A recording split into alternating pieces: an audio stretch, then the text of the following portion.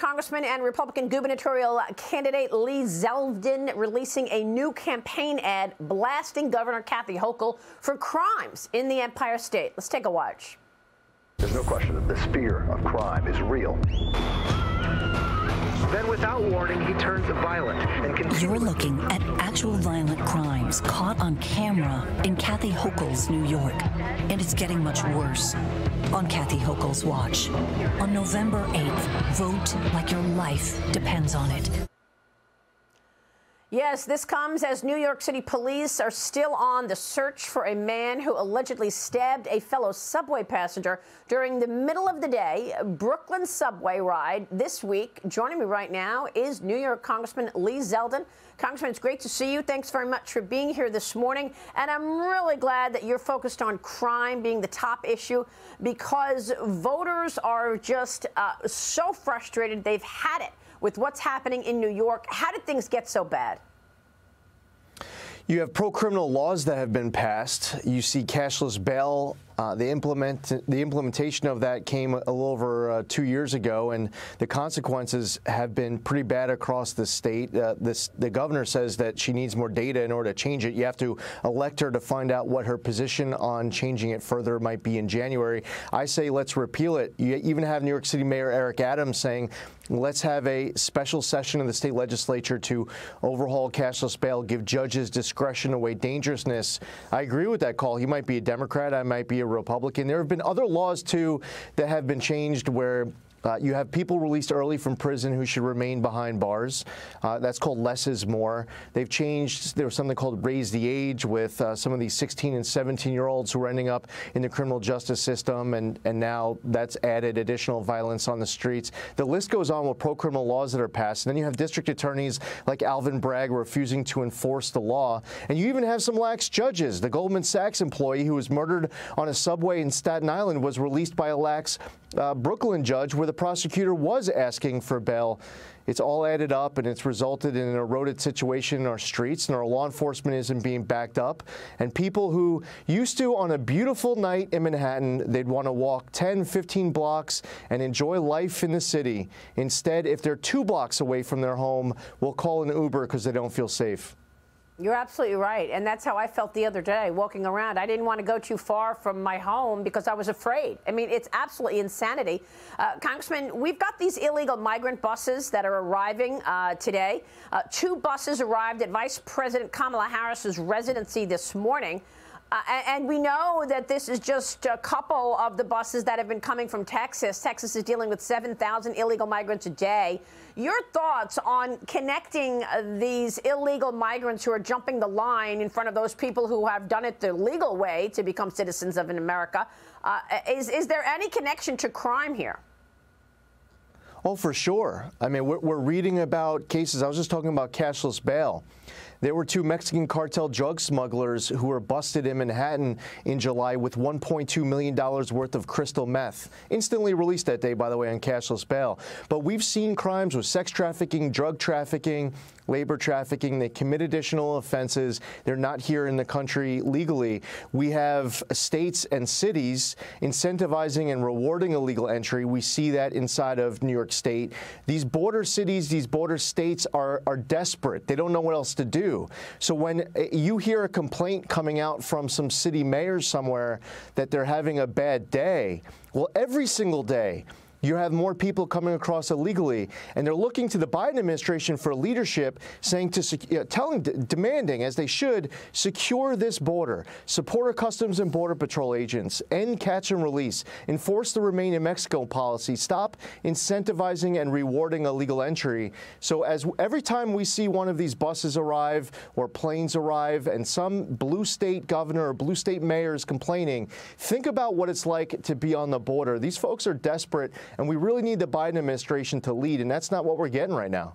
Yeah, no, and Kathy Hochul, as you just said a minute ago, said that she's not going to deal with this at all until after the election. So she's expecting people to vote for her, and then she's going to deal with all of this after the election. She doesn't want to even look at cashless bail before the election. That is one reason Democrats are abandoning her and going to you. Instead, you've got one Democrat recently endorsing your campaign instead of her, City Councilman Robert Holden, saying that New York is in mayhem under Hochul.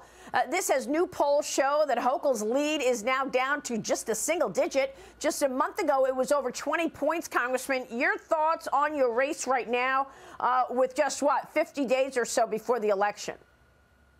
We're going to win this race, and we have to win this race. And the support that we're getting just this week coming in from sitting Democrat elected officials, former Democrat elected officials, Democrat community leaders. And now we were on the steps of New York City Hall with many of them announcing their support. Somebody just announced their support last night who is a former president of the New York City Council, former Manhattan Borough president, and former state assemblyman. And I appreciate your coverage of it, and some of the media has been fantastic. But I'll tell you what, a lot of the media is just blacking this out altogether. If I was Charlie Crist standing on the steps of the state capitol in Florida with a whole bunch of Republicans, it would not just be the #1 issue in the state, it'd be the #1 issue in the country. We have the momentum, crime, the economy, saving the state. Kathy Hochul, she won't even debate. She's actually saying that, Maria, you and I should just get on a bus and move to Florida because we're not welcome because of our views. And it's a message to all of your viewers as well. There are millions of New Yorkers out there who agree that we need to combat rising crime and make life in New York more affordable. And she's saying, you're not even welcome here. Yeah, well, she did say that. She said, if you don't agree, then get out. I want to get your take a little more on this migrant situation, because we've seen private jets drop off migrants in Westchester. Congressman, Fox News' Griff Jenkins is live from outside the Naval Observatory in Washington. Stay with us, Congressman, because I want to get an update here on these migrant buses right outside of Kamala Harris's home. Griff, you're right there at the Naval Observatory. What can you tell us?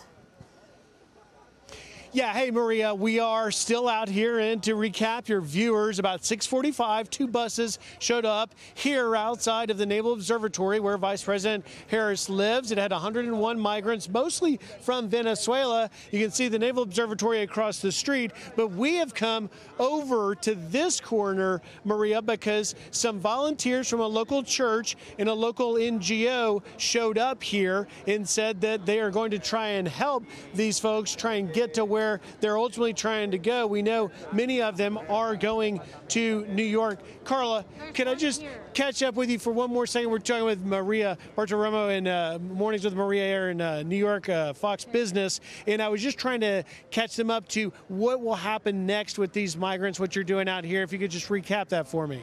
Okay, so next they would get a meal, they would get a chance to personal hygiene and find their destination city, be relocated. We will buy tickets or transportation to get them to their next location. Those who do not have a final destination other than Washington, D.C.